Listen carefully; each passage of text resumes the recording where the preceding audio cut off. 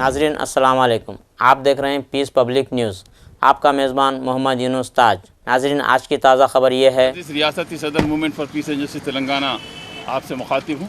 अभी कुछ देर पहले यहाँ एक बहुत बड़ा मार्च हुआ था और वो एहतजाजी मार्च तरमीमी एक्ट की मनसूखी बल्कि उसको वापस लेने के सिलसिले में एक अवामी दबाव को मद्देनज़र रखा गया था।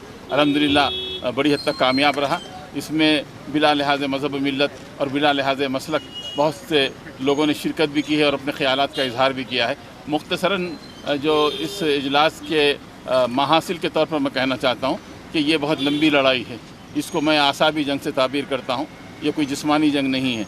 आसाब में थकान होती है, कैफियत होती है। आज सुबह 11 बजे से लेकर शाम के 5 बजे तक पूरी धूप जो है गई है। ऐसी कई धूपें आएंगी। अभी तो रास्ते आए हैं, इसके बाद खार आएंगे, उसके बाद पत्थर आएंगे, उसके बाद दारो रसन आएंगे। हमारा ये आज़म है कि तुम जिंदा की दीवारें मजबूत करो और तौख़ सलासिल तैयार रखो। अगर मुमकिन हो तो दारो रसन भी तैयार रखो। तुम अपने उक़ूबत खाने का दरवाज़ा भी बंद मत करना।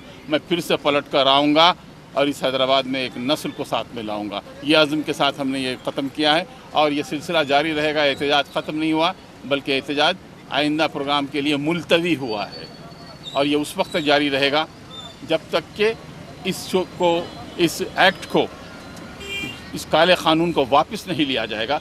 जिसने दस्तूर की दफ़े 25 और 26 को रोन डाला, उस पर बुलडोज़र चलाया है, उसकी मनसूखी तक, उसके वापस लेने तक ये जद्दोजहद जारी रहेगी। कोई चले या ना चले, लेकिन जैक और उसकी शामिल जमातें आगे चलते रहेगी। हम आवाम से इमदाद की भी और दुआओं की भी अपील करती है। व आखिर दावाना अल्हम्दुलिल्लाहि रब्बिल आलमीन।